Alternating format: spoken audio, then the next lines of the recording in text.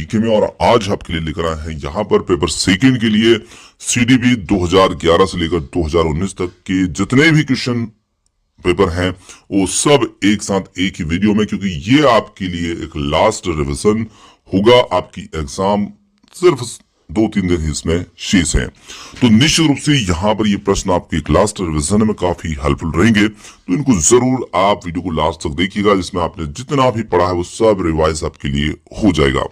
तो चलिए बढ़ते हैं। यहाँ पर 2011 से 2019 तक के सभी पार्ट आपको एक सीक्वेंस में मिलेंगे, क्रम से मिलेंगे। जैसे पहला पार्ट है तो ये 11 का है, इसके बाद 12 का होगा, इस प्रकार से क्रम से आपको देखने को मिलेंगे। तो सबसे फर्स्ट पार्ट जो होगा यहाँ पर ये है हमारा 2011 यूपीटेट एग्जाम जब हुई थी, तो 2011 में किस प्रकार सीडीपी के अंदर क्वेश्चन पूछे गए थे, क्या इनके उत्तर है, सब कुछ जानते हैं इस वीडियो के अंदर। पहला प्रश्न आता है यहाँ पर, शिक्षण का सत्ताधारी स्तर है शिक्षक केंद्रित, छात्र केंद्रित, प्रधानाध्यापक या अनुभव केंद्रित। देखिए क्वेश्चन ज्यादा है तो मैं थोड़ा फटाफट इनको बताने की कोशिश करूंगा। तो शिक्षण का सत्ताधारी जो स्तर होता है वो निश्चित रूप से एक शिक्षक केंद्रित स्तर होता है, और इसके लिए पहला ही विकल्प जो होगा ये बिल्कुल सही है, क्योंकि यहाँ पर शिक्षक केंद्रित जो या सत्ताधारी स्तर होता है उसमें शिक्षक ही प्रमुख होता है, जबकि एक शिक्षण का स्तर जो है वो प्रजातांत्रिक होना चाहिए, सत्ताधारी नहीं होना चाहिए। चलिए अगला प्रश्न आता है यहाँ पर, चरित्र का विकास होता है, तो चरित्र का विकास किसके द्वारा होता है, इच्छा शक्ति, बर्ताव एवं व्यवहार द्वारा, नैतिकता द्वारा, या फिर उपरोक्त सभी के द्वारा। तो हम कह सकते हैं कि चरित्र का जो विकास होता है निश्चित रूप से वो इन सभी के द्वारा होता है, और दूसरा विकल्प इसके लिए बिल्कुल सही है। अगले प्रश्न की बात करते हैं। यहाँ पर निम्न में से कौन सा शिक्षण अधिगम का स्तर नहीं है, विभेदीकरण स्तर, स्मृति स्तर, चिंतनशील स्तर, या फिर समझ स्तर। तो यहाँ पर हम कह सकते हैं कि जो शिक्षण अधिगम का स्तर नहीं होगा वो यहाँ पर होगा विभेदीकरण स्तर। पहला विकल्प इसके लिए सही उत्तर है। अगला प्रश्न, यदि आप एक विद्यार्थी कक्षा में भाग लेने में संकोच करता है तो आप क्या करेंगे। उससे प्रश्न नहीं पूछेंगे, वह जिन प्रश्नों के उत्तर दे सकता है केवल उन्हीं प्रश्नों का पूछेंगे, या उन प्रश्नों को नहीं पूछेंगे जिनके उत्तर के साथ सामर्थ्य से बाहर है, जिसके कारण वह कक्षा में उपहास का पात्र बन सकता है। फोर्थ है, केवल तब प्रश्न पूछेंगे जब वह उनके उत्तर देने के लिए उत्साहित हो। बहुत ही अच्छा प्रश्न है, और यहाँ पर हम कह सकते हैं कि हम बच्चे से वही प्रश्न पूछ सकते हैं जो उत्तर उसके सामर्थ्य में हो, मतलब उसके सामर्थ्य से बाहर हो। ऐसे प्रश्न नहीं पूछेंगे जिससे कि वो उपहास का पात्र बने। वो जिनके उत्तर दे सकता है वो प्रश्न उससे पूछ सकते हैं। थर्ड विकल्प इसके लिए बिल्कुल सही होगा। और बढ़ते हैं अगले प्रश्न के लिए, शिक्षक का बर्ताव होना चाहिए। तो शिक्षक का बर्ताव प्रशासनात्मक या फिर शिक्षाप्रद, आदर्शवादी, निर्देशात्मक किस प्रकार का होना चाहिए। तो एक शिक्षक का जो बर्ताव है वो निश्चित रूप से होना चाहिए आदर्शवादी। तीसरा विकल्प जो होगा ये इसके लिए सही होगा। बालिका शिक्षा की महत्व देना उचित है, कारण बालिकाएं बालकों से अधिक बुद्धिमानी है, या बालिकाएं बालकों से अल्पसंख्यक है, अतीत में बालिकाओं को बुरी तरह से विभेदित किया जाता है, और फोर्थ यहाँ पर किसी सामाजिक परिवर्तन के नेतृत्व में केवल महिलाएं समर्थ होती है। तो देखिए बालिका शिक्षा देना जो है ये उचित है, क्योंकि किसी सामाजिक परिवर्तन के नेतृत्व में केवल महिलाएं समर्थ है। फोर्थ विकल्प इसका उत्तर होगा। अगला प्रश्न आता है, समन्वित शिक्षा की सफलता किस पर निर्भर करती है। समन्वित शिक्षा की जो सफलता है ये समुदाय के समर्थन पर, या फिर पाठ्यपुस्तकों की उत्कृष्टता पर, शिक्षण अधिगम वस्तु की गुणवत्ता पर, या फिर फोर्थ है शिक्षकों में अभिवृत्तिगत परिवर्तन पर। तो यहाँ पर हम कह सकते हैं कि जो समन्वित शिक्षा होती है ये किस पर निर्भर करेगी, पाठ्य पुस्तकों की उत्कृष्टता पर। दूसरा विकल्प जो होगा इसके लिए सही होगा। चलिए आगे बढ़ते हैं। देखिए अगला क्वेश्चन आता है यहाँ पर, अधिगम से संबंधित किसी विद्यार्थी की समस्याओं का सबसे अच्छा उपचार क्या है। तो इसमें हम कठोर परिश्रम का सुझाव दे सकते हैं, ग्रंथालय और में निरीक्षित अध्ययन, या फिर निजी शिक्षण का सुझाव। फोर्थ आता है निदानात्मक शिक्षण। तो यहाँ पर हम कह सकते हैं कि एक अधिगम से संबंधित जो विद्यार्थी की समस्या उसके लिए सबसे अच्छा उपचार हो सकता है निदानात्मक शिक्षण, और फोर्थ विकल्प इसके लिए बिल्कुल सही है।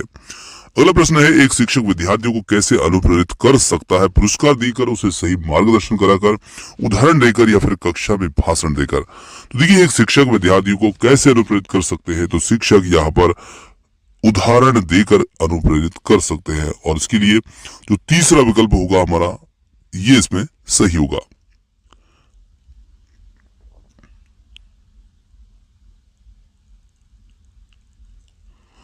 अगला प्रश्न आता है, यदि कोई विद्यार्थी आपको सम्मान नहीं करता तो आप उसकी उपेक्षा करेंगे, परीक्षा में से कम अंक देंगे, या उसके अभिभावकों से बात करेंगे, या फोर्थ आता है यहां पर उसे डांटेंगे। तो निश्चित रूप से हम उसके अभिभावक से बात कर सकते हैं और तीसरा विकल्प इसके लिए बिल्कुल सही होगा। मानवीय मूल्यों जो प्रकृति में सर्वाधिक है कि विकास का अर्थ है मतारोपण, अंगीकरण, अनुकरण, अभिव्यक्ति। तो यहां पर हम कह सकते हैं मतारोपण, पहला विकल्प जो होगा इसके लिए सही होगा। अपने विद्यार्थियों को समझने के लिए एक शिक्षक में अच्छी जानकारी होनी चाहिए। बाल मनोविज्ञान की या फिर बच्चों को समझने की प्रवृत्ति की या विषय वस्तु के प्रति विद्यार्थियों के मत की। फोर्थ आता है यहाँ पर उपरोक्त सभी। तो यहाँ पर उत्तर बनेगा हमारा उपरोक्त सभी। चलिए बढ़ते अगले प्रश्न की ओर। निम्न में से किस स्तर में बच्चे अपनी समकक्षी वर्ग के सक्रिय सदस्य बनते हैं? किशोरावस्था, वयस्कावस्था, प्राग बाल्यावस्था, या फिर फोर्थ आता है बाल्यावस्था। तो यहाँ पर बच्चे जो है किशोरावस्था में अपने समकक्षी वर्ग के सबसे सक्रिय सदस्य बनते हैं और पहला विकल्प इसके लिए सही होगा।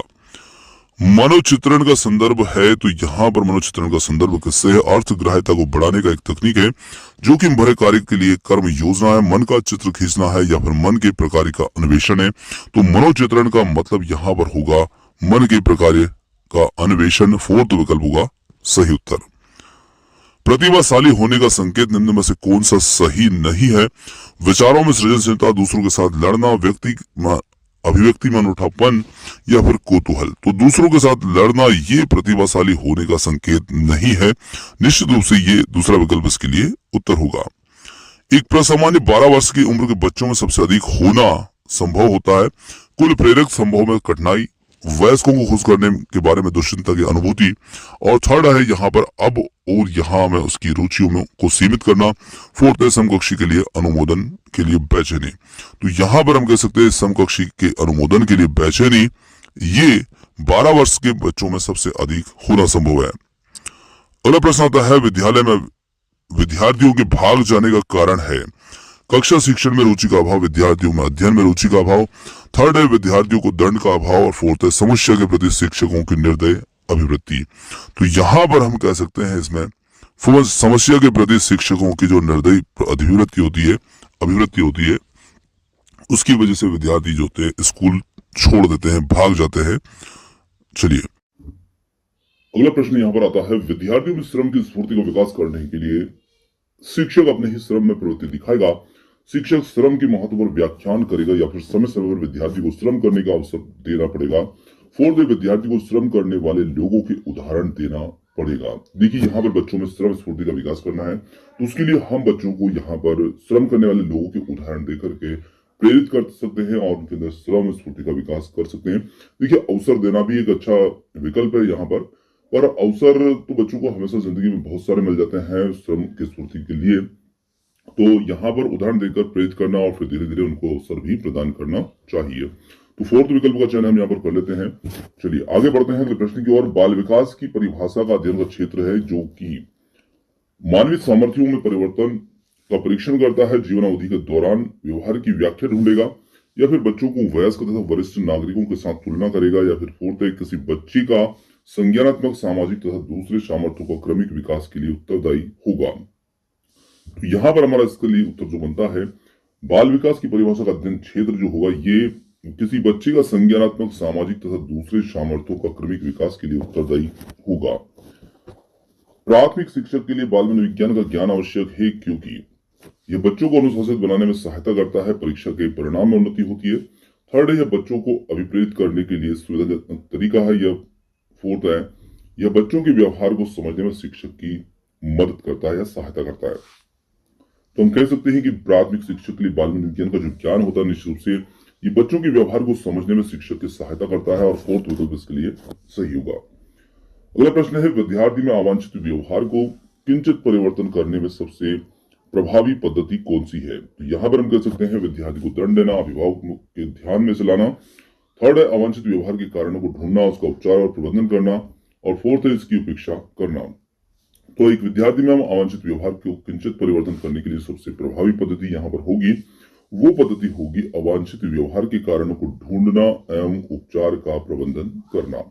थर्ड विकल्प इसके लिए सही उत्तर होगा। आपको शिक्षक दिवस पर कुछ विद्यार्थियों ने एक बधाई पत्र भेजा है, आप क्या करेंगे? आप कुछ नहीं करेंगे तो उसे धन्यवाद देंगे, उन्हें पैसों की बर्बादी नहीं करने के लिए बोलेंगे या फिर उन्हें बदले में शुभकामनाएं देंगे। तो देखिए, जब विद्यार्थियों ने हमें शुभकामना पत्र भेजा है तो निश्चित रूप से हम भी उन्हें धन्यवाद देंगे। और यहां पर दूसरा विकल्प जो होगा इसके लिए सही होगा। अगला प्रश्न है, जब एक विद्यार्थी असफल होता है तो समझा जाता है कि पद्धति असफल है, शिक्षक असफल है, पाठ्यपुस्तक असफल है या व्यक्तित्व असफलता है। तो यहां पर हम कह सकते हैं कि यहां पर यदि विद्यार्थी असफल होता है तो सिस्टम जो होता है वो असफल है, शिक्षक असफल है। तो यहां पर दूसरा विकल्प जो होगा ये इसमें हमारा सही उत्तर होगा। चलिए अगले प्रश्न की बात करते हैं। किसी विद्यार्थी की सबसे महत्वपूर्ण विशेषता है, तो सबसे महत्वपूर्ण विशेषता यहाँ पर कौन सी होगी? उत्तरदायित्व की अनुभूति, ईमानदारी, सहभागिता या फिर आज्ञाकारिता। तो यहाँ पर हम कह सकते हैं आज्ञाकारिता सबसे महत्वपूर्ण विशेषता होगी। यहाँ पर फोर्थ विकल्प। आप किसी कक्षा में पाठ पढ़ाते हैं और एक विद्यार्थी विषय से असंबद्ध प्रश्न पूछता है तो आप क्या करेंगे? उसे असंबद्ध प्रश्न पूछने की अनुमति देंगे, उसे असंबद्ध प्रश्न पूछने की अनुमति नहीं देंगे, उसे गैर अनुशासित समझ करके दंडित करेंगे या फिर कक्षा के बाद प्रश्न का उत्तर देंगे। तो निश्चित रूप से विद्यार्थी विषय से असंबद्ध प्रश्न पूछता है तो हम उसे कक्षा के बाद उसके प्रश्न का उत्तर दे सकते हैं और फोर्थ विकल्प जो होगा इसके लिए सही होगा।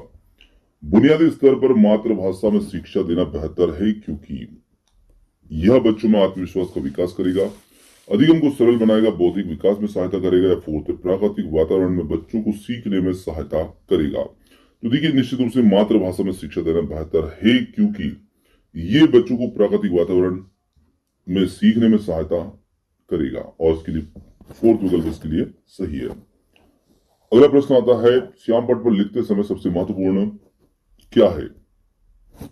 अच्छी लिखावट, लेखन में स्पष्टता, बड़े अक्षरों में लिखना, छोटे अक्षरों में लिखना।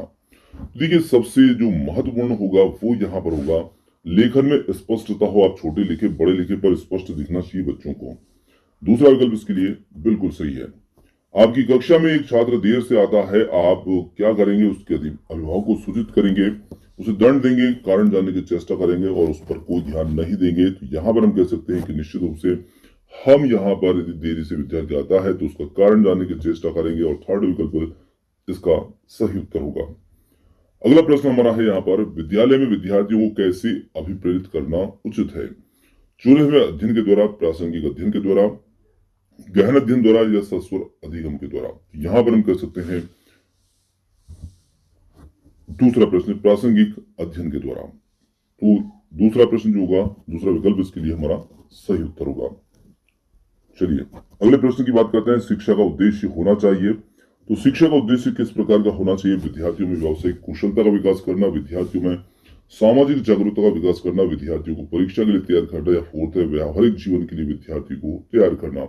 तो यहाँ पर हम कह सकते हैं कि शिक्षा का जो उद्देश्य है वो व्यवहारिक जीवन के लिए विद्यार्थियों को तैयार करना। फोर्थ विकल्प जो होगा इसके लिए सही उत्तर होगा। चलिए बढ़ते हैं हम अगले पार्ट की ओर और देखते हैं अगले पार्ट।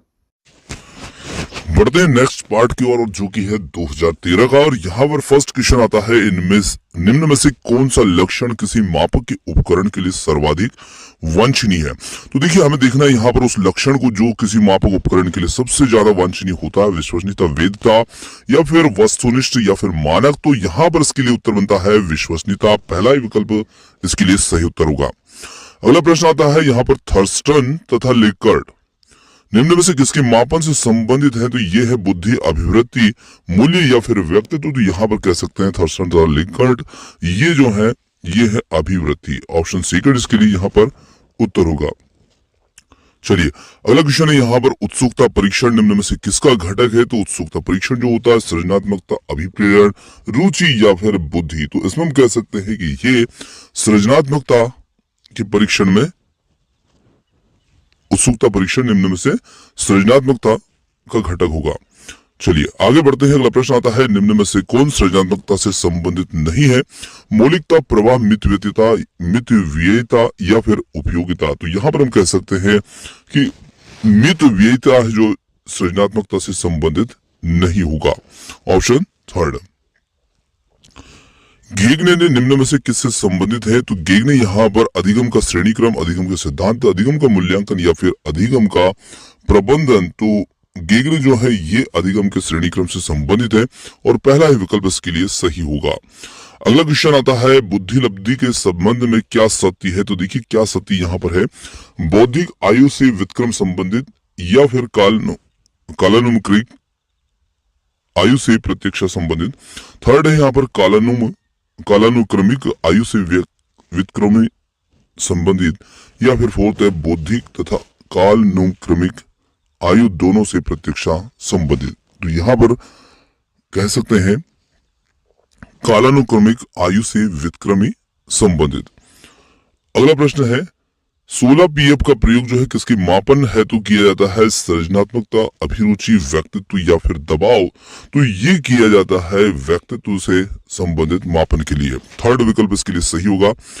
अगला प्रश्न है बुद्धि का तरल मोजेक मॉडल, बहुत ही महत्वपूर्ण प्रश्न, बहुत बार पूछा गया, केटल से संबंधित है और उत्तर आप इसका जानते भी होंगे। तो पहला विकल्प इसके लिए सही है। अगला प्रश्न है बच्चों के संज्ञानात्मक विकास हेतु उत्तम स्थान कौन सा होगा, खेल का मैदान, सभागार, घर, विद्यालय एवं कक्षा का वातावरण। तो यहाँ पर हम कह सकते हैं कि विद्यालय एवं कक्षा का वातावरण जो बच्चों के संज्ञानात्मक विकास हेतु सबसे ज्यादा उपयुक्त स्थान होगा।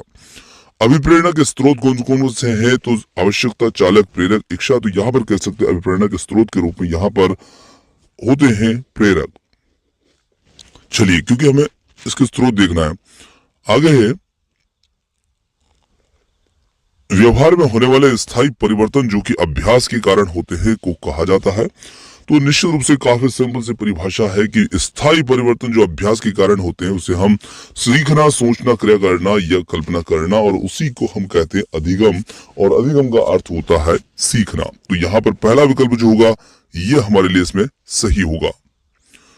बढ़ते अगले प्रश्न की ओर। अगला प्रश्न आता है निम्नलिखित में से कौन सा कारक स्मृति से संबंधित नहीं है, पहचान, धारणा, पुनर्स्मरण या अनुभूति। तो यहाँ पर हमारा उत्तर बनता है इसमें अनुभूति, जो कि स्मृति से संबंधित नहीं है।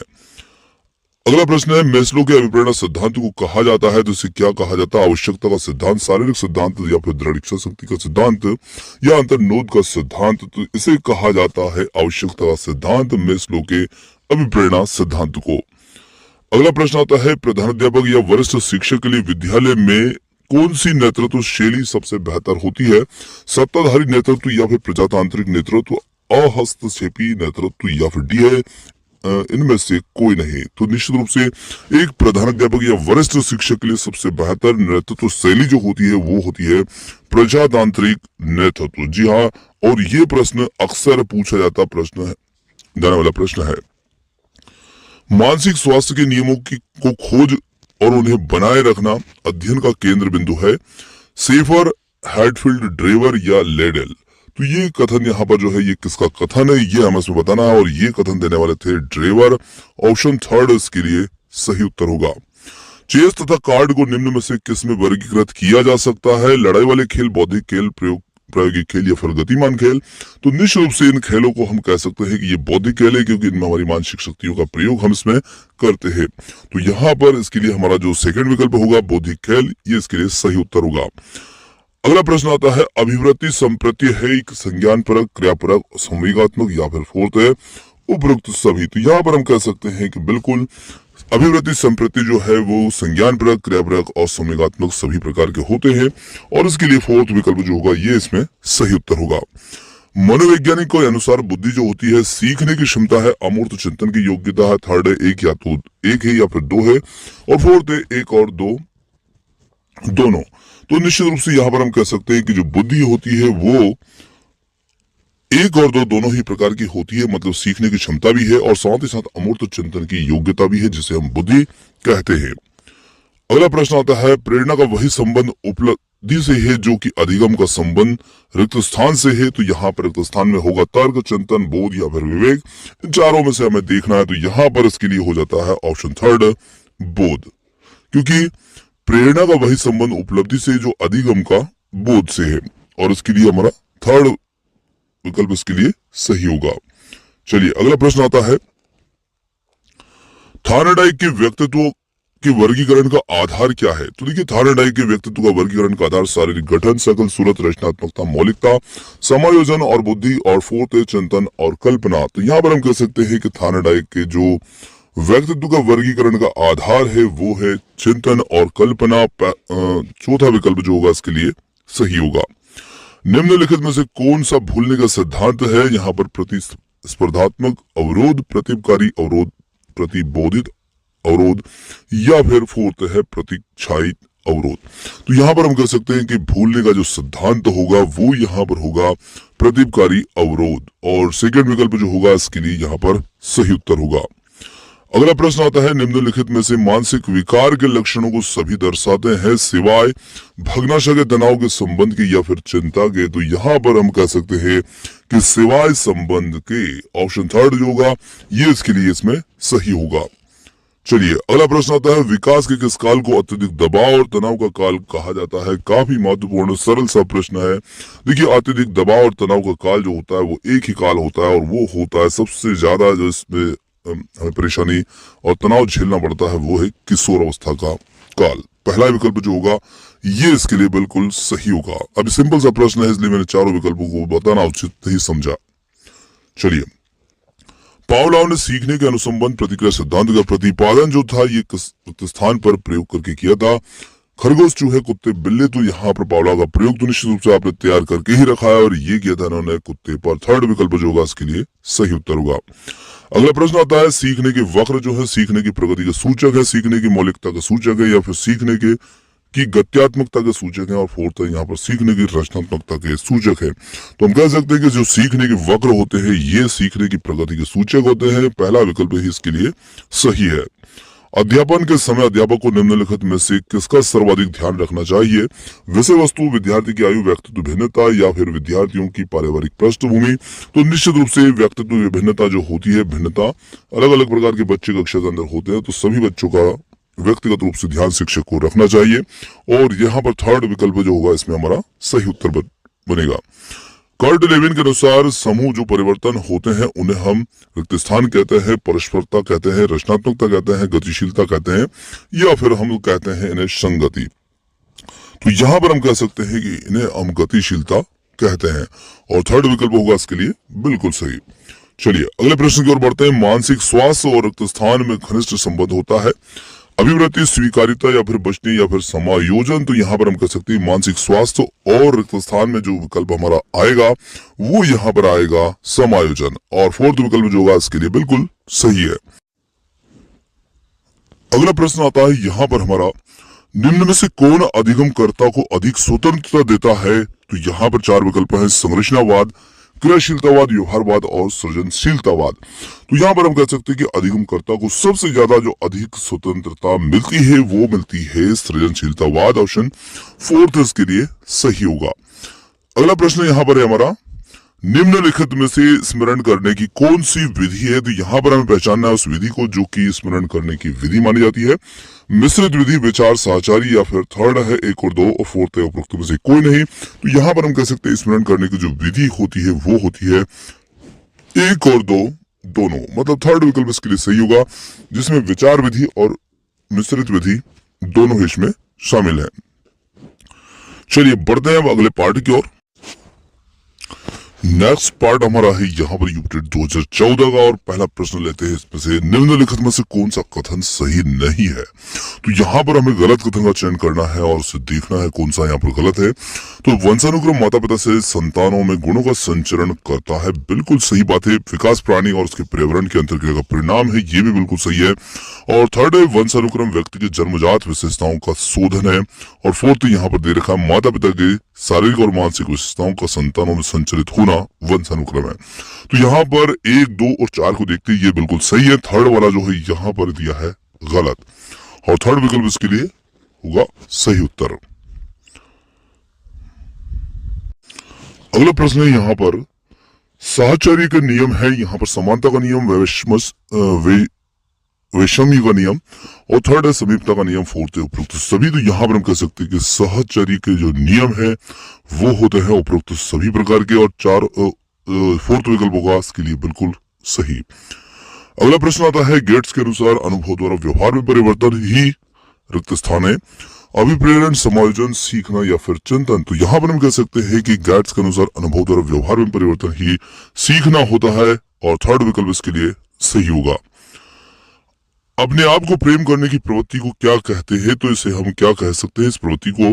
तो देखिए यहाँ पर है आत्म केंद्रित प्रवृत्ति, अहंकारिक प्रवृत्ति या फिर नर्सिज्म की प्रवृत्ति। फोर्थ है हिप्नोटिज्म की प्रवृत्ति।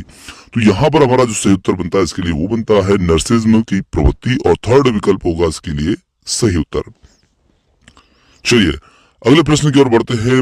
मनुष्य की बुद्धि आगे की पीढ़ियों में संक्रमित होती है और रिक्त स्थान का कार्य इस जन्मजात योग्यता के विकास के लिए उपयुक्त परिस्थिति का निर्माण करना है। क्षेत्र, मौसम, वातावरण या फिर जलवायु। तो यहाँ पर किसका कार्य जन्मजात योग्यताओं के लिए परिस्थिति का निर्माण करना होता है? तो ये होता है इसमें वातावरण का। थर्ड विकल्प इसके लिए सही उत्तर होगा।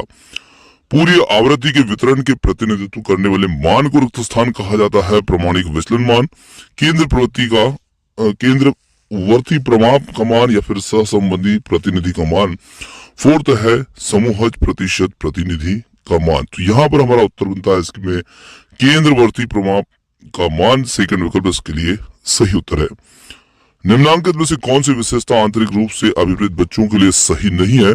वे चुनौतीपूर्ण कार्य पसंद करते हैं, वे हमेशा सफल रहते हैं, या वे कठिन कार्य के समय आनंद का अनुभव करते हैं। और फोर्थ है वे कठिन कार्यों में उच्च स्तर की ऊर्जा प्रदर्शित करते हैं। तो आंतरिक रूप से जो अभिप्रेत बच्चे होते हैं वो निश्चित रूप से हमेशा सफल रहते हैं। ये बिल्कुल सही नहीं है, क्योंकि यहाँ पर हमें गलत कथन का चयन इसमें करना था। अगला प्रश्न आता है, बालक ऐसी पुस्तक है जिसका शिक्षक को अगोपांत अध्ययन करना चाहिए। उपयुक्त कथन किसके द्वारा दिया गया है? प्लूटो, अरस्तु, रूसो या फिर रास के द्वारा। तो ये जो दिया है रूसो के द्वारा। थर्ड विकल्प इसके लिए सही उत्तर है। बाल मनोविज्ञान अध्ययन करता है, तो निश्चित रूप से सिंपल सा प्रश्न है, और ये आप सभी जानते हैं कि बाल मनोविज्ञान जो होता है ये अध्ययन करता है बालक का। पहला विकल्प जो होगा इसका सही होगा। अगला प्रश्न है, सामान्य से विशेष स्तर की प्रक्रिया निम्नलिखित में से कौन सी पद्धति में है? आगमनात्मक पद्धति, निगमनात्मक या फिर एक और दो, दोनों। फोर्थ है इसके लिए यहाँ पर इनमें से कोई नहीं। तो देखिए सामान्य से जब विशेष की ओर जाते हैं तो निश्चित रूप से हमारी जो पद्धति होती है वो निगमनात्मक होती है, और यहाँ पर दूसरा विकल्प होगा इसके लिए सही उत्तर निगमनात्मक। चलिए, बाल्यावस्था की प्रमुख मनोवैज्ञानिक विशेषता क्या है? पर निर्भरता, सामूहिकता की भावना, धार्मिकता, अनुकरणात्मक प्रवृत्ति का अध्ययन, अभाव। और यहाँ पर हम कह सकते हैं कि बाल्यावस्था की जो प्रमुख मनोवैज्ञानिक विशेषता होती है वो होती है यहाँ पर सामूहिकता की भावना। दूसरा विकल्प इसके लिए सही होगा। अगला प्रश्न यहाँ पर आता है हमारा, किशोरावस्था में संवेगों की तीव्रता किस प्रकार प्रकट होती है? प्रतिकूल पारिवारिक संबंध, व्यवसाय की समस्या, नई परिस्थितियों के साथ समायोजन, और फोर्थ उपरोक्त सभी।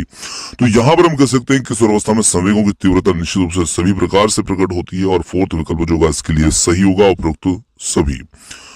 अगला प्रश्न है, 140 से अधिक बुद्धिलब्धि आईक्यू वाले बच्चों को किस श्रेणी में रखेंगे? तो यहाँ पर मूर्ख, मंद बुद्धि, सामान्य बुद्धि या फिर प्रतिभाशाली। तो इस बच्चे को हम रखेंगे प्रतिभाशाली में, क्योंकि इसका बुद्धिलब्धि 140 से अधिक है। सृजनशीलता मौलिक परिणामों को अभिव्यक्त करने की मानसिक प्रक्रिया है, और ये उपरोक्त कथन किसके द्वारा दिया गया है? Crow and crow, James Drever, Ross Skinner. तो ये कथन देने वाले थे क्रो एंड क्रो, और पहला विकल्प इसके लिए सही होगा। फिर अगला प्रश्न हमारा काफी महत्वपूर्ण, जो कि कई बार आप देख चुके हैं, प्रयास भूल के सिद्धांत के प्रतिपादक कौन है? Thorndike, McDougall, Kohler, Pavlov. तो इसके जो सिद्धांत के प्रतिपादक हैं भूल और प्रयास सिद्धांत के काफी महत्वपूर्ण है। पहला विकल्प इसके लिए सही होगा, थार्नडाइक।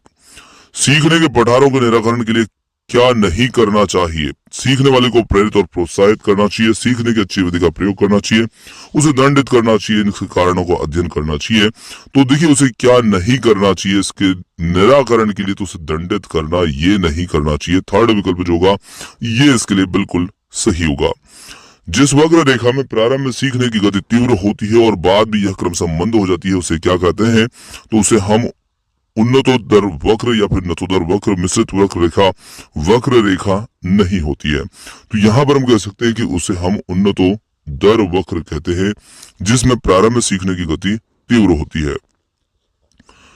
अगला प्रश्न आता है, व्यक्तित्व भिन्नता का क्या अर्थ है? तो यहाँ पर दो व्यक्तियों में शारीरिक भिन्नता होना। कोई दो व्यक्ति शारीरिक, मानसिक योग्यता और संवेगात्मक दशा में एक समान नहीं और एक जैसे नहीं होते हैं। और थर्ड है यहाँ पर, कोई दो व्यक्ति शारीरिक और मानसिक योग्यता में समान और एक जैसे होते हैं। फोर्थ है, उपरोक्त में से कोई नहीं। देखिए, व्यक्तित्व भिन्नता का अर्थ यहाँ पर होगा कोई दो व्यक्ति शारीरिक, मानसिक योग्यता और संवेगात्मक दशा में समान नहीं, एक जैसे नहीं होते हैं। तो यहाँ पर सेकंड विकल्प इसके लिए सही होगा। मानसिक स्वास्थ्य विज्ञान का प्रमुख उद्देश्य क्या है? बालक के मानसिक स्वास्थ्य की रक्षा करना, कुसमायोजन का निराकरण करना, एक और दो दोनों, और फोर्थ उपरोक्त में से कोई नहीं। तो यहाँ पर हम कह सकते हैं एक और दो दोनों, ये मानसिक स्वास्थ्य विज्ञान का प्रमुख उद्देश्य है। चलिए अगला प्रश्न आता है यहाँ पर, निम्नांकित 7 छात्रों के अंक इस प्रकार से दे रखे हैं। यहाँ पर 40, 38, 36, 50, 51, 54 और 23। उपयुक्त की माध्यिका क्या होगी? जो माध्यिका आप आसानी से निकाल सकते हैं जो सूत्र है इसका प्रयोग करके। और यहाँ पर मैं सीधे सीधे उसके उत्तर को टिक करता हूं। तो यहाँ पर हमारा जो उत्तर इसमें आता है वो आता है 40। ऑप्शन थर्ड जो होगा ये इसमें हमारा सही उत्तर होगा। चलिए आगे बढ़ते हैं और अगले क्वेश्चन को देखते हैं। अगला क्वेश्चन आता है यहाँ पर, रुचि का संबंध है योग्यता से, अवधान से, एक और दो दोनों से, फोर्थ में से कोई नहीं। तो यहां पर हम कह सकते हैं कि रुचि का संबंध जो होता है वो निश्चित रूप से किससे होता है? वो होता है अवधान से। और यहाँ पर दूसरा विकल्प जो होगा ये इसमें सही उत्तर होगा। सीखे हुए ज्ञान या कौशल का विषय का अन्य परिस्थितियों में उपयोग करने को कहते हैं। तो इसे क्या कहा जाता है? प्रेरणा, सीखने का स्थानांतरण, भग्नाशा, चिंता। तो निश्चित रूप से इसे हम कहते हैं सीखने का स्थानांतरण। और दूसरा विकल्प इसके लिए सही है। अनुबंधन की प्रक्रिया में प्रथम सोपान निम्नांकित में से कौन सा है? उत्तेजना, आवृत्ति, सामान्यीकरण या फिर फोर्थ में से कोई नहीं। तो यहां पर हम कह सकते हैं कि ये होगा उत्तेजना और पहला विकल्प इसके लिए सही होगा। स्मृति, सीखी हुई वस्तु का सीधा उपयोग है। यह कथन किसने दिया? मैक्डुगल, वुडवर्थ, रास या फिर ड्रेवर ने। तो ये कथन देने वाले जो थे ये थे वुडवर्थ। और दूसरा विकल्प इसके लिए सही होगा। निम्नलिखित में से कौन सी दशाएं ध्यान को आकर्षित करने के लिए आंतरिक दिशा नहीं है? उद्दीपन की स्थिति, आवश्यकता, एक और दो, और एक या फिर दो, और फोर्थ में दिया है एक और दो दोनों। तो यहां पर हम कह सकते हैं कि उद्दीपन की जो स्थिति होती है ये ध्यान को आकर्षित करने की आंतरिक दिशा नहीं है। संवेग की उत्पत्ति रिक्त स्थान से होती है। तो आदत, मूल प्रवृत्ति, शारीरिक विकास या फिर संप्रतियों का निर्माण। तो यहां पर हम कह सकते हैं संवेग की जो उत्पत्ति होती है वो होती है मूल प्रवृत्तियों से। और दूसरा विकल्प इसके लिए सही होगा। अगला प्रश्न है, अभिप्रेरण के लिए अक्सर रिक्त स्थान शब्द का प्रयोग किया जाता है। संवेग, आवश्यकता, भावना, प्रत्यक्षीकरण। तो यहां पर हम कह सकते हैं कि अक्सर आवश्यकता का प्रयोग किया जाता है। दूसरा विकल्प होगा सही उत्तर। अगला प्रश्न आता है, विद्यार्थियों में प्रत्येक विकास या निर्माण के लिए शिक्षक की शिक्षण विधि सरल से जटिल की ओर होनी चाहिए। तो यहां पर को विद्यार्थी की व्यापक अनुभव अवसर प्रदान करना चाहिए। थर्ड है, को विद्यार्थी को निर्मित प्रत्ययों के अंतरण का अवसर देना चाहिए। और फोर्थ है, को उपरोक्त सभी क्रियाएं करनी चाहिए। तो यहां पर हम कह सकते हैं को उपरोक्त सभी क्रियाएं करनी चाहिए। और इसके लिए चौथा विकल्प होगा सही। अगला प्रश्न है, चिंतन मानसिक क्रिया का ज्ञानात्मक पहलू है। और चिंतन कि यह परिभाषा किसने दी? वॉरेन, रास, वैलेंटाइन या फिर स्किनर। तो ये परिभाषा जो देने वाले हैं ये है यहाँ पर रास। और दूसरा विकल्प जो होगा ये इसके लिए सही होगा। अगला प्रश्न आता है, कल्पना के विकास के लिए ज्ञानेंद्रियों को प्रशिक्षित करना, कहानी सुनाना, रचनात्मक प्रवृत्ति के विकास पर ध्यान देना चाहिए। और फोर्थ है, उपरोक्त सभी क्रियाएं करनी चाहिए। तो यहां पर हम कह सकते हैं कि कल्पना के विकास के लिए हमें क्या करना चाहिए? तो निश्चित रूप से उपरोक्त सभी प्रकार की जो क्रिया है वो करनी चाहिए। और चौथा विकल्प होगा इसके लिए सही। चलिए आगे हम बढ़ते हैं अगले हमारे पार्ट की ओर, जो कि है 2016 का पेपर। अगला प्रश्न आता है, इसमें निम्नलिखित में से कौन व्यक्तित्व का प्रक्षेपी परीक्षण नहीं है? रोसा स्याही धब्बा परीक्षण, TAT शब्द साझारी परीक्षण, 16 PF परीक्षण। तो यहां पर हम कह सकते हैं कि इसमें जो व्यक्तित्व का प्रक्षेपी परीक्षण नहीं होगा वो होगा 16 PF परीक्षण। चौथा विकल्प जो होगा इसके लिए सही होगा। अगला प्रश्न है, आवश्यकता का पदानुक्रम सिद्धांत रिक्त स्थान के द्वारा प्रतिपादित किया गया था। वाटसन, ये घाटसन लिखा है तो वाटसन है वो, मैस्लो, कोहलर या फिर पावलोव। तो यहां पर हम कह सकते हैं मैस्लो के द्वारा यह प्रतिपादित किया गया था आवश्यकता का पदानुक्रम सिद्धांत। निम्नलिखित में से किसे मुख्य अधिकारी ग्रंथि कहते हैं? थायराइड, एडिनल, अंतःस्रावी ग्रंथि या फिर पीयूष ग्रंथि। तो मुख्य अधिकारी ग्रंथि जो है वो कहा जाता है पीयूष ग्रंथि को। मास्टर ग्रंथि होती है पीयूष ग्रंथि। अगला प्रश्न है हमारा यहाँ पर, रिक्त स्थान ने सामूहिक अचेतन का संप्रतीक किया था। युंग, फ्रायड, एडलर, सलीवन, तो यहां पर ये किया था युंग ने, और इसके लिए पहला विकल्प होगा हमारा सही उत्तर। अंगूर खट्टे हैं रक्तस्थान का उदाहरण है, दमन, प्रतिगमन, युक्तिकरण या फिर प्रतिक्रिया निर्माण, तो ये है यहाँ पर युक्तिकरण। थर्ड विकल्प जो होगा इसके लिए सही होगा। चलिए अगला है यहाँ पर अधिगम का क्रिया परिशुद्ध अनुबंधन सिद्धांत जो था ये रक्तस्थान के द्वारा दिया गया था, पावलोव, थॉर्नडाइक, युक्तिकरण या स्किनर। तो इस सिद्धांत को देने वाले जो थे ये थे यहाँ पर फोर्थ विकल्प स्किनर। अगला प्रश्न है औसत बुद्धि वाले बालकों की बुद्धि लब्धि या आईक्यू रक्तस्थान के बीच होती है। तो देखिए यहाँ पर पूछी गई है औसत बुद्धि, और औसत बुद्धि जो होती है वो 90 से 110 के बीच, 109 के बीच समझ सकते हैं। और थर्ड विकल्प जो होगा ये बिल्कुल इसके लिए सही होगा। अगला प्रश्न होता है यहाँ पर निम्नलिखित मापन के स्तरों में सबसे अच्छा कौन है? नामिक, अनुपात, क्रमिक या फिर अंतराल। तो यहाँ पर हम कह सकते हैं कि जो मापन के स्तर है इनमें जो सबसे अच्छा होगा वो यहाँ पर होगा ऑप्शन 2 अनुपात। अगला प्रश्न है पियाजे के संज्ञानात्मक विकास सिद्धांत में अमूर्त तर्क एवं परिपक्व नैतिक चिंतन के किस अवस्था की विशेषताएं हैं? संवेदनात्मक गामक अवस्था, पूर्व संक्रियात्मक अवस्था या फिर औपचारिक संक्रियात्मक अवस्था या फिर मूर्त संक्रिया अवस्था। तो यहाँ पर जो होगा औपचारिक संक्रियात्मक अवस्था, ये थर्ड विकल्प जो होगा ये हमारा इसमें उत्तर होगा। रिक्त स्थान जन्मजात व्यक्ति तो गुणों का योगफल है। तो यहाँ पर समानता, निरंतर, वंशानुक्रम या युष्म। तो यहाँ पर हम कह सकते हैं कि वंशानुक्रम जो होता है ये जन्मजात व्यक्तित्व गुणों का योगफल होता है। अगला प्रश्न है मनोवैज्ञानिकों के अनुसार निम्नलिखित में से किस विधि के द्वारा मूल प्रवृत्तियों में परिवर्तन लाया जा सकता है? सहसंबंध, मार्गांतरीकरण, विलयन या फिर नवीनीकरण। तो यहाँ पर हम कह सकते हैं कि मार्गांतरीकरण जो है वो विधि है जिसके द्वारा मूल प्रवृत्तियों में परिवर्तन लाया जा सकता है। अगला प्रश्न आता है प्रतियों को बनते रहना एक रिक्त स्थान प्रक्रिया है, विषम, अनियमित या फिर सामयिक या फिर संचयी।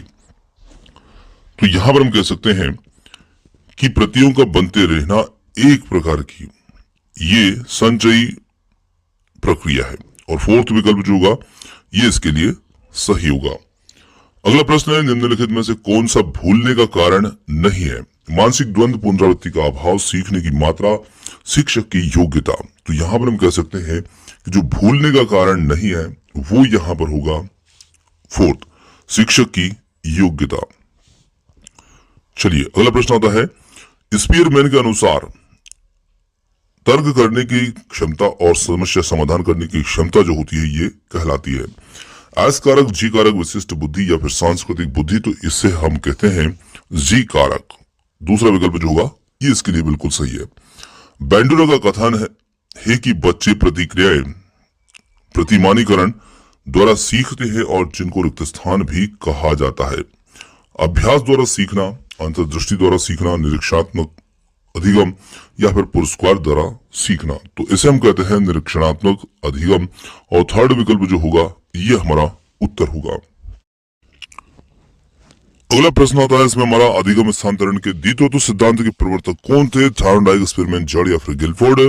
तो यहाँ पर अधिगम स्थानांतरण के द्वितत्व सिद्धांत के जो प्रवर्तक थे ये थे इसमें स्पीयरमैन, और दूसरा विकल्प इसके लिए सही होगा।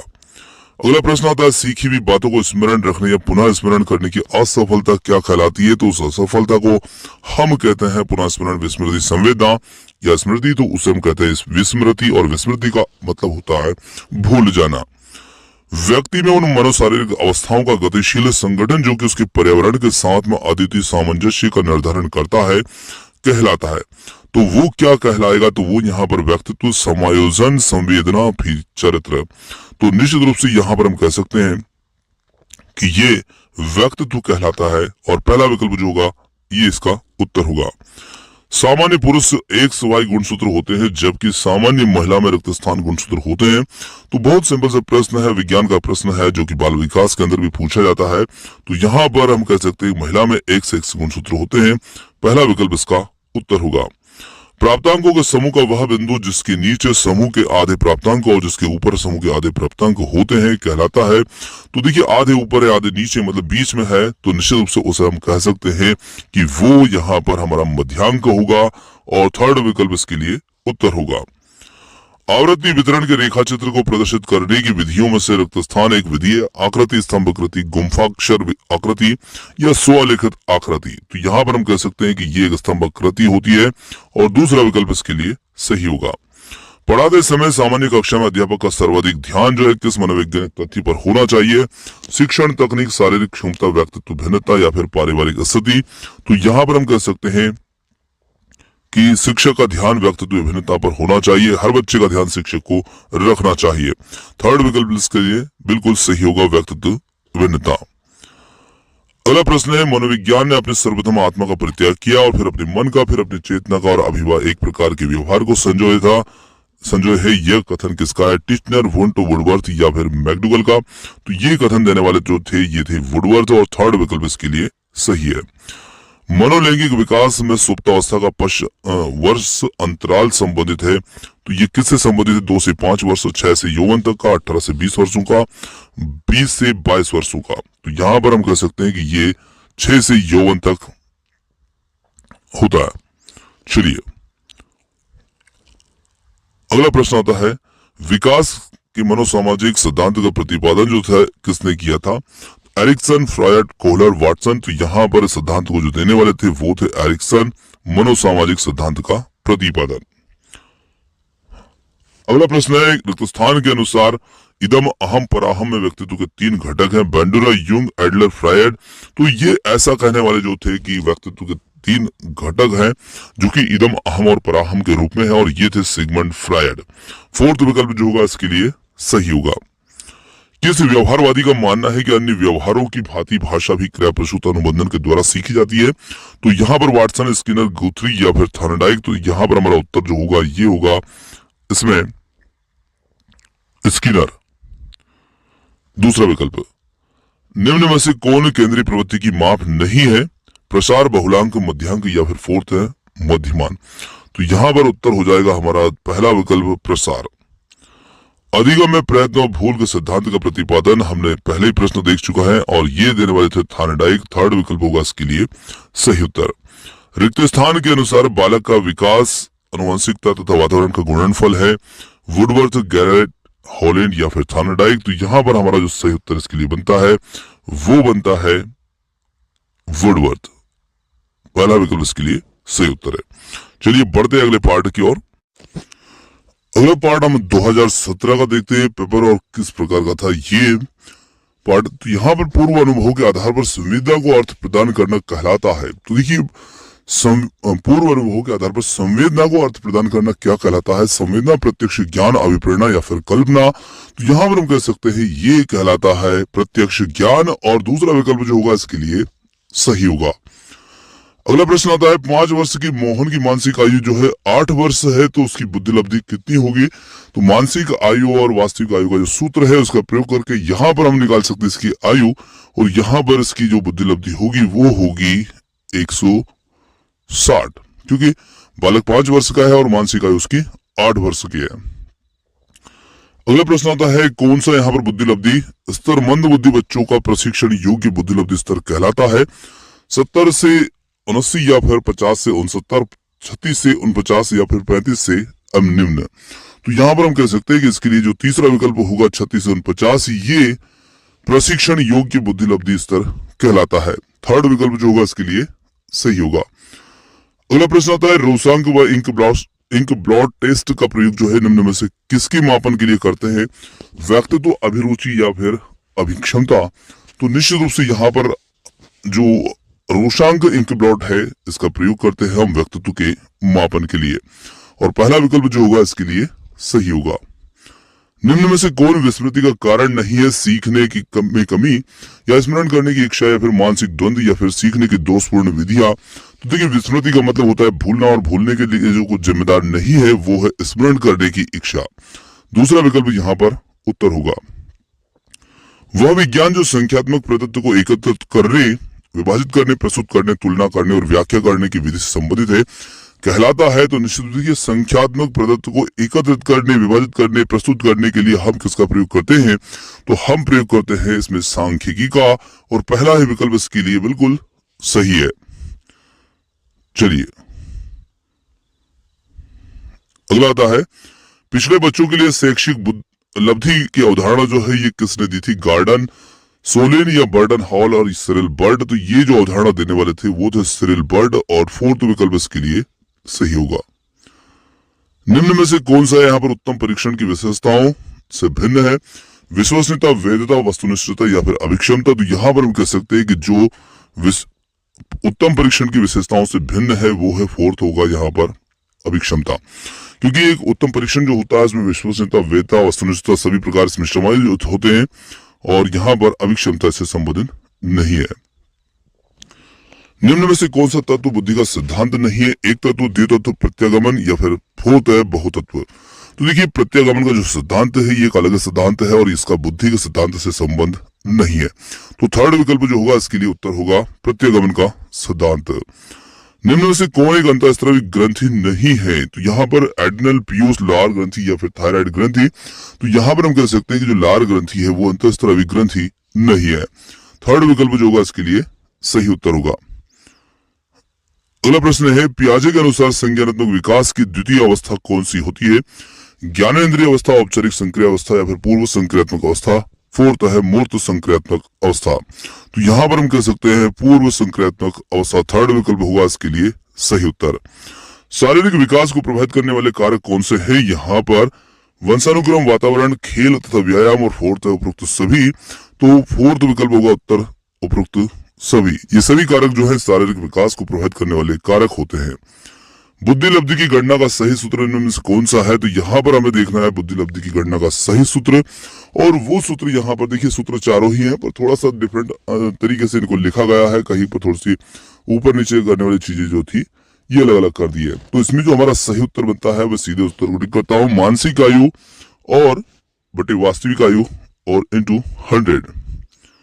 चलिए, चिंतनशील सोच की चर्चा इनमें से किसने की है? तो यहाँ पर ड्यूवी है, रॉस है, वुडवर्थ है या फिर ड्रेवर है। तो चिंतनशील सोच की जो चर्चा करने वाले थे ये थे यहाँ पर ड्यूवी, जॉन ड्यूवी। चलिए, पहला विकल्प होगा इसका उत्तर। आगमनात्मक तर्क के स्तरों में कौन सा शामिल नहीं है? तो यहाँ पर अवलोकन, प्रयोग, सामान्यीकरण या कल्पना। तो यहाँ पर हम कह सकते हैं इसमें कल्पना। फोर्थ विकल्प जो होगा ये इसके लिए सही होगा। अगला प्रश्न आता है, सीखी गई बात को धारण करने और पुनः स्मरण करने में असफल होना क्या कहलाता है? तो देखिए, असफल होना मतलब कि वही भूलना वाली बात है, उसे हम विस्मरण कहते हैं। और ये प्रश्न भी आपने देखा कि पिछली बार भी पूछा गया था, इस बार भी पूछा गया प्रश्न है। तो आपने बहुत सारे प्रश्न ऐसे देख लिए हैं कि जो अक्सर पेपर में रिपीट होने वाले प्रश्न है और रिपीट हुए भी हैं। मूल प्रवृत्ति की एक मुख्य विशेषता है जो पाई जाती है केवल मनुष्य में, केवल बिल्ली, चूहे में, और थर्ड है सभी प्राणियों में तथा जन्मजात और प्राकृतिक होती है, और फोर्थ है केवल कलाकारों में। तो देखिए, मूल प्रवृत्ति की यदि बात करें तो मूल प्रवृत्ति जो होती है ये सभी प्राणियों में तथा जन्मजात और प्राकृतिक होती है, और इसके लिए थर्ड विकल्प जो होगा ये हमारा इसमें बिल्कुल सही उत्तर होगा। अगला प्रश्न आता है, यहाँ पर भारतीय संविधान के किस अनुच्छेद के अनुसार 6 से 14 वर्ष के बच्चों के लिए निःशुल्क अनिवार्य शिक्षा का अधिकार शामिल किया गया है? अनुच्छेद 26, अनुच्छेद 15, अनुच्छेद 45 और अनुच्छेद 21A। तो हम कह सकते हैं कि ये शामिल किया गया है अनुच्छेद 21A, आर्टिकल 21A। चलिए, क्रेसमर ने व्यक्ति को निम्न में से किस प्रमुख प्रकार में वर्गीकृत किया है? तो ये कृशकाय, दुर्बल, सुडोलकाय, गोलकाय या फिर उपरोक्त सभी प्रकार से। तो क्रेसमर जो वर्गीकरण किया है उसमें निश्चित रूप से उन्होंने व्यक्ति को सभी प्रकार से वर्गीकृत किया है, जिसमें दुर्बल, सुडोलकाय, गोलकाय और सभी प्रकार का वर्णन किया है। टीईटी का उद्देश्य जो है निम्न में से किसका मापन है? तो यहाँ पर बौद्धिक क्षमता, अभिक्षमता, अभिवृद्धि या फिर मूल्य। तो हम यहाँ पर कह सकते हैं कि टीईटी का जो उद्देश्य है निश्चित रूप से वो यहाँ पर मूल्य का मापन है। फोर्थ विकल्प जो होगा ये उत्तर होगा। संगणन का सिद्धांत निम्न में से किसकी व्याख्या करता है? अधिगम, स्मृति, अभिप्रेरणा, सृजनात्मकता। तो यहाँ पर उत्तर होगा इसके लिए हमारा दूसरा, स्मृति। चलिए, अगला प्रश्न आता है, यहाँ पर निम्न में से कौन सी शिक्षा मनोविज्ञान की सर्वाधिक व्यक्तिनिष्ठ विधि है? अंतर्दर्शन, बहिर्दर्शन, अवलोकन या फिर प्रायोगिकरण। तो यहाँ पर हम कह सकते हैं अंतर्दर्शन जो है ये मनोविज्ञान की सर्वश्रेष्ठ व्यक्तिनिष्ठ विधि है। पहला विकल्प इसका उत्तर होगा। अगला प्रश्न आता है, अल्बर्ट बंडूरा द्वारा निम्न में से किससे संबंधित है? सामाजिक अधिगम सिद्धांत, व्यवहारवादी सिद्धांत या फिर संज्ञानात्मक विकास के सिद्धांत। फोर्थ है मनोलैंगिक विकास। तो यहां पर हम कह सकते हैं कि ये अल्बर्ट बैंडुरा जो है ये सामाजिक अधिगम सिद्धांत से संबंधित है और पहला विकल्प इसके लिए सही उत्तर होगा। अधिगम वक्र में पठार बनता है परिपक्वता का कारण, अभिप्रेरणा के कारण, थकान के कारण, अभिरुचि के कारण। तो अधिगम वक्र में जो पठार बनता है निश्चित रूप से ये बनता है थकान के कारण, और थर्ड विकल्प जो होगा इसका उत्तर होगा। दर्पण चित्र परीक्षण किसके मापन हेतु प्रयुक्त होते हैं? अधिगम की गति, अधिगम अंतरण, सृजनात्मकता, अभिरुचि। तो यहां पर हम कह सकते हैं कि अधिगम अंतरण की मापन में ये प्रयुक्त होते हैं, और सेकंड विकल्प होगा इसके लिए बिल्कुल सही उत्तर। क्लाउड पिक्चर टेस्ट निम्न में से किसके मापन में प्रयुक्त होता है? बुद्धि, व्यक्तित्व, अक्षमता, अभिरुचि।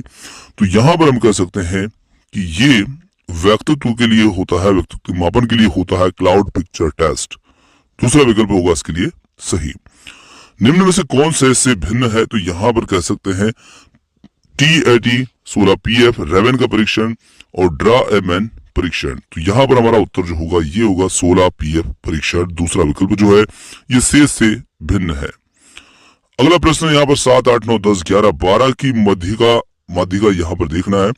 8 होगी, 9 होगी, 10 होगी या फिर 9.5 होगी। तो यहाँ पर हमारा जो उत्तर बनेगा इसके लिए वो होगा 9.5 होगी। चलिए, सूझ अंतर्दृष्टि के सिद्धांत का प्रतिपादन जो था ये किसने किया था? तो थॉर्नडाइक, गेस्टाल्टवादी मनोवैज्ञानिक, हैगार्डी, स्किनर। तो इस सिद्धांत का प्रतिपादन जो करने वाले थे ये थे यहाँ पर गेस्टाल्टवादी मनोवैज्ञानिक, और दूसरा विकल्प जो होगा इसके लिए सही होगा। अगला प्रश्न है यहाँ पर मैकडोगल के अनुसार प्रत्येक मूल प्रवृत्ति से संबंध होता है संज्ञान, संवेग, संवेदना या फिर चिंतन। तो यहां पर हम कह सकते हैं कि संवेग जो होता है मूल प्रवृत्ति से हमेशा संबद्ध होता है। दूसरा विकल्प इसके लिए बिल्कुल सही होगा। चलिए बढ़ते हैं अगले पार्ट की ओर और देखते हैं अगला पार्ट हम। अगला पार्ट यहाँ पर है हमारा 2018 का पेपर, और इसमें देखते हैं प्रश्न को। पहला प्रश्न आता है शिक्षण विधि का चयन करते समय निम्न में से किसको ध्यान रखने की आवश्यकता नहीं है? तो देखिए, जिसे ध्यान रखने की आवश्यकता नहीं है वो किसे होगी? अभिभावक की पृष्ठभूमि को, या फिर विद्यार्थी को मानसिक स्तर, व्यक्तिगत भेद, या फिर विषय की विशिष्ट प्रवृत्ति। तो यहाँ पर हम कह सकते हैं कि जिसे ध्यान रखने की जरूरत नहीं है वो है अभिभावक की पृष्ठभूमि, और पहला विकल्प इसके लिए सही है। निम्न में से कौन सी बाल्य अवस्था की विशेषता नहीं है? जिज्ञासा की कमी, अभिवृद्धि में स्थिरता, सामूहिकता की प्रबलता, और फोर्थ है यहाँ पर समूह खेलों में सहभागिता। तो यहाँ पर हम कह सकते हैं कि जो बाल्य अवस्था की एक विशेषता नहीं है वो होगी यहाँ पर जिज्ञासा की कमी। ये बाल्य अवस्था की विशेषता नहीं है, में कमी विशेषता नहीं है, मतलब बहुत जिज्ञासाएं होती है बाल्य अवस्था में, बचपन में। निम्न में से कौन यहाँ पर सृजनात्मकता प्रक्रिया से संबंधित नहीं है? अभिप्रेरण, आयोजन, उद्भावन या फिर प्रबोधन। तो यहाँ पर हम कह सकते हैं कि जो अभिप्रेरण है ये सृजनात्मक प्रक्रिया से संबंधित नहीं है। निम्न में से कौन सा यहाँ पर वृद्धि और विकास का प्रथम चरण है? तो यहाँ पर सामाजिक विकास, नैतिक विकास, शारीरिक विकास, मानसिक विकास। तो यहाँ पर हम कह सकते हैं कि थर्ड विकल्प जो है शारीरिक विकास, ये वृद्धि और विकास का प्रथम चरण है। अगला प्रश्न आता है सीखना एक तरह के व्यवहार का विस्तार है, संशोधन है, बचाव है, या फिर कह सकते हैं प्रसार है। तो यहाँ पर हम कह सकते हैं सीखना एक तरह का निश्चित रूप से संशोधन है, और दूसरा विकल्प जो होगा इसके लिए सही होगा। स्किनर बॉक्स का प्रयोग किया जाता है प्रसूत अनुबंधन के लिए, चालक अधिगम के लिए, शाब्दिक अधिगम के लिए, या फिर आकस्मिक अधिगम के लिए। तो देखिए, स्किनर बॉक्स का प्रयोग करते हैं हम प्रसूत अनुबंधन के लिए, और पहला विकल्प होगा इसके लिए बिल्कुल सही है। बुद्धिमापन की भाटिया बैटरी परीक्षण में है यहाँ पर 8 उप परीक्षण, 4 उप परीक्षण, 5 उप परीक्षण या फिर 7 उप परीक्षण। तो भाटिया बैटरी जो है इसके अंदर 5 उप परीक्षण होते हैं, और तीसरा विकल्प इसके लिए सही है। किंडरगार्टन विधि का प्रतिपादन जो था किसने किया था? मॉन्टेरी, क्रुक, फ्रोबेल, डाल्टन। तो ये करने वाले जो प्रतिपादन थे ये थे फ्रोबेल, जिन्होंने किंडरगार्टन पद्धति का प्रयोग किया था, और जिसका प्रयोग हम छोटी कक्षाओं के लिए करते हैं, जिसमें खेल खेल में शिक्षा दी जाती है। संकलनात्मक परामर्श के जन्मदाता है रोजर्स, विलियम्स, थार्न या फिर फोर्टन में से कोई नहीं। तो यहाँ पर हम कह सकते हैं थार्न जो है इसके परामर्श के जन्मदाता है, संकलनात्मक परामर्श के।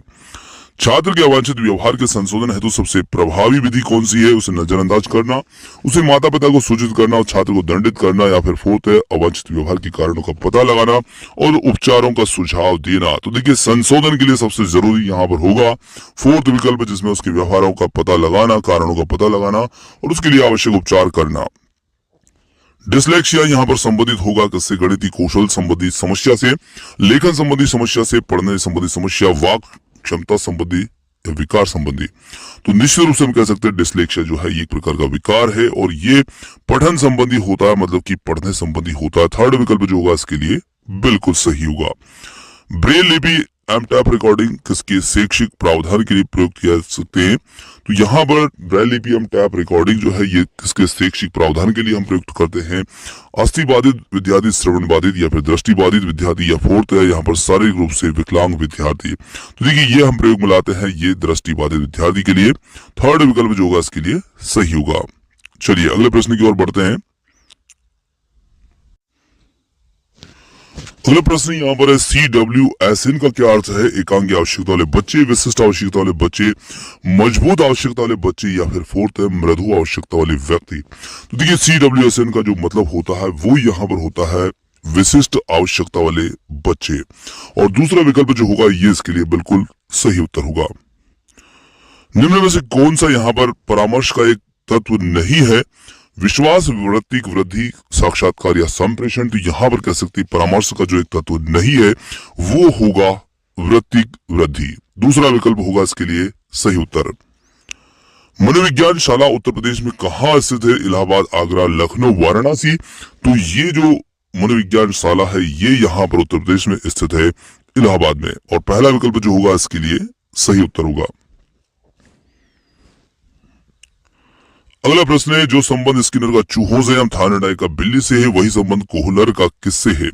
तो देखिए प्रयोग जिसने जिस पर किया था उसका संबंध उसी से देखना है। यहाँ पर कोहलर ने जो प्रयोग किया था तो वो किस पर किया था? तो वो प्रयोग किया था उन्होंने वन मानुष पर, चिंपैंजी पर, और फोर्थ विकल्प इसके लिए सही होगा।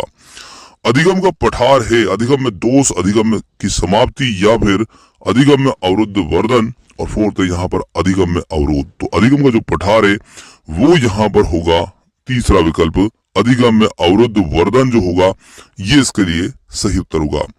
द बिहेवियर ऑफ ऑर्गेनिज्म नामक पुस्तक के लेखक कौन है? हल है, पावलोव है, स्किनर है, थायरॉइड है। तो द बिहेवियर ऑफ ऑर्गेनिज्म नामक पुस्तक जो है लिखने वाले ये थे स्किनर, और थर्ड विकल्प जो होगा इसके लिए सही होगा।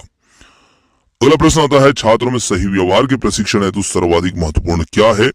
दंड, पुरस्कार, प्रशंसा, या सही व्यवहार का प्रस्तुतिकरण। तो निश्चित रूप से यहाँ पर कह सकते हैं शिक्षक जब सही व्यवहार का प्रस्तुतिकरण करेंगे तो बच्चे अपने आप प्रशिक्षित हो जाते हैं सुव्यवहार में। अगला प्रश्न है समस्या समाधान में लक्ष्य प्रवणता के संप्रति को किसने प्रस्तावित किया? कैंडलर, कोहलर, हल या ब्रिक ने। तो इसे प्रस्तावित करने वाले जो थे ये थे हल, और तीसरा विकल्प जो होगा इसके लिए सही होगा। चलिए अगले प्रश्न को देखते हैं। अगला प्रश्न आता है यहाँ पर निम्न में से इनमें से कौन सूक्ष्म शिक्षण की विचारधारा से संबंधित नहीं है? तो देखिए यहाँ पर हमें देखना है जो सूक्ष्म शिक्षण की विचारधारा से संबंधित नहीं है, डेविड ह्यूम या फिर D.W. एलन बुश या फिर एचिसन। तो यहाँ पर हम कह सकते हैं पहला विकल्प जो होगा डेविड ह्यूम ये इसके लिए बिल्कुल सही उत्तर होगा। निम्न में से कौन सा शिक्षण अधिगम का स्तर नहीं है? परवर्ती स्तर, स्मृति स्तर, या फिर अवबोध स्तर, या फिर डी है दूरवर्ती स्तर। देखिए शिक्षण अधिगम का जो स्तर नहीं है वो इसमें होगा दूरवर्ती स्तर। फोर्थ विकल्प इसके लिए सही होगा। निम्न में से कौन सी कक्षा शिक्षण में जनतांत्रिक शिक्षण नीति नहीं है? योजना, अन्वेषण, व्याख्यान, या फिर मस्तिष्क उद्वेलन। तो यहां पर उत्तर बनेगा इसके लिए व्याख्यान। ये जनतांत्रिक नहीं है, ठीक है ना। ऑप्शन थर्ड जो होगा ये इसके लिए सही उत्तर होगा। अगला प्रश्न आता है निम्न में से कौन से समावेशी शिक्षा की एक विशेषता नहीं है? तो यहाँ पर देखें पहला विकल्प आता है यह दिव्यांग बालकों की देखभाल से और उनकी शिक्षा से संबंधित व्यक्तिगत विकास की ओर सेवा में बदलाव है। दूसरा आता है यहाँ पर समावेशी शिक्षा एक सतत प्रक्रिया है, यह कोई उपार्जित अवस्था या उत्पाद नहीं है। थर्ड आता है यह केवल एक विशेष आवश्यकता वाले छात्रों में सीखने में अभिवृद्धि करता है। और फोर्थ आता है यह सभी विद्यार्थियों की क्षमताओं के अधिकतम स्तर तक बढ़ाना चाहता है। तो यहाँ पर जो समावेशी शिक्षा की एक विशेषता नहीं है वो है थर्ड, यह केवल विशेष आवश्यकता वाले। तो देखिए समावेशी शिक्षा का मतलब होता है सभी बच्चों की एक साथ शिक्षा, तो ये सिर्फ विशेष के लिए नहीं सभी प्रकार के बच्चों के लिए होती है। थर्ड विकल्प इसके लिए उत्तर होगा। अगला प्रश्न आता है, निम्न में से कौन यहाँ पर फ्लैंडर के अंतरक्रिया विश्लेषण प्रणाली से संबंधित नहीं है? अभिभावक कथन, शिक्षक कथन, छात्र कथन या फिर फोर्थ है यहाँ पर मौन। तो यहाँ पर हम कह सकते हैं कि जो यहाँ पर फ्लैंडर की अंतरक्रिया विश्लेषण प्रणाली से संबंधित नहीं होगा वो होगा अभिभावक कथन, और इसके लिए पहला विकल्प होगा उत्तर। अगला प्रश्न आता है, संभाषण में अर्थ की लघुत्तम इकाई जो होती है वो किसे मानते हैं? पद को, ध्वनिग्राम, रूपग्राम या फिर शब्द को? तो ये हम मानते हैं रूपग्राम को। थर्ड विकल्प जो होगा इसके लिए सही होगा रूपग्राम। चलिए अगला प्रश्न है, हम करके सीखते हैं किसने कहा था? तो ये कहने वाले सिम्पसन थे, डॉक्टर मैथ्स थे या फिर योकम थे या फिर कोल्सनिक थे? तो ये कहने वाले जो थे डॉक्टर मैथ्स थे, और दूसरा विकल्प जो होगा इसके लिए सही होगा। अगला प्रश्न आता है, निम्न में से कौन सा शिक्षण का स्तर नहीं है? चिंतन, स्मृति, और थर्ड आता है बोध, और फोर्थ आता है यहाँ पर वर्णन। तो इसमें हम कह सकते हैं जो वर्णन है ये यहाँ पर शिक्षण का स्तर नहीं है। चलिए फोर्थ विकल्प होगा इसके लिए बिल्कुल सही उत्तर। अगला प्रश्न आता है यहाँ पर, शिक्षण की अंतर क्रियात्मक अवस्था में मुख्य संक्रिया होती है, कौन सी होती है? प्रत्यक्षीकरण की, क्रिया और प्रतिक्रिया की, थर्ड है निदान की, फोर्थ है उपरोक्त सभी की। तो यहां पर हम कह सकते हैं क्रिया और प्रतिक्रिया की। दूसरा विकल्प जो है यह अंतरक्रियात्मक अवस्था की मुख्य संक्रियात्मक संक्रिया होती है। अगला प्रश्न, यहाँ पर एक बालक काली गाय, काला कुत्ता तथा काली वस्तुओं को देखकर डरने लगता है। इस प्रकार के अनुबंधन में निहित है, इसमें क्या निहित है? उद्दीपन, सामान्यीकरण, अनुक्रिया, सामान्यीकरण, या फिर थर्ड है अनुक्रिया, अनुबंधन, और फोर्थ है उपरोक्त में से कोई नहीं। तो यहाँ पर हम कह सकते हैं कि इसमें जो निहित है वो है उद्दीपन, सामान्यीकरण, और इसके लिए पहला विकल्प होगा बिल्कुल सही। दोस्तों यहाँ पर आज की जो हमारे क्वेश्चन पेपर के पार्ट थी ये सभी समाप्त होते हैं, और यदि आपका कोई सुझाव, आपका कोई कमेंट्स है तो आप कमेंट्स में वो बातें जरूर शेयर कर सकते हैं।